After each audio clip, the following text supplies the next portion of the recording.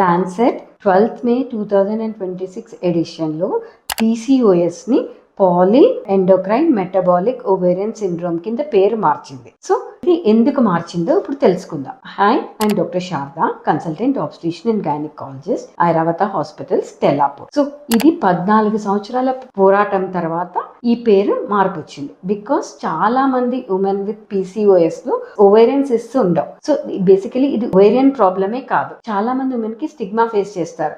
Ovarian infertility issues ఉంటాయి, ovarian ప్రాబ్లమే అని. It is a whole body problem. So it is a poly endocrine. That means poly endocrine అంటే it is an endocrine problem. There is fasting insulin levels ఎక్కువ ఉంటాయి, తర్వాత glucose levels elevated ఉంటాయి, testosterone levels elevated ఉంటాయి. So దీనివల్ల యాక్ని వస్తుంది, so అవాంఛిత రోమాలు వస్తాయి, తర్వాత హిర్సుటిజం ఉంటుంది, excessive growth all over the body. Next it is metabolic syndrome. ఎందుకంటే దీంట్లో హార్ట్ ప్రాబ్లమ్స్ ఉంటాయి, ట్రైగ్లిసరైడ్ లెవెల్స్ ఎక్కువ ఉంటాయి. తర్వాత last ovarian syndrome. So ovarian cysts ఉంటాయి. So they are arrange like a string of pearls. So ఈ nomenclature పూర్తిగా రావడానికి ఇంకా 3 సంవత్సరాల టైం ఉంది. సో చాలా మటుకు ఏంటంటే పీసీఓఎస్ అంటే ఒబీస్ ఉమెన్ ఉంటారు, సో వాళ్ళకి ఇన్ఫర్టిలిటీ ఇష్యూస్ ఉంటాయి, సో గైనకాలజిస్ట్ ని కలవాలి. సో ఇది హోల్ బాడీ ప్రాబ్లం. సో దీంట్లో మన కార్డియాలజిస్ట్, ఎండోక్రైనాలజిస్ట్, తర్వాత ఇన్ఫర్టిలిటీ ఇష్యూస్ ఉన్నప్పుడు గైనకాలజిస్ట్ అండ్ ఇన్ఫర్టిలిటీ స్పెషలిస్ట్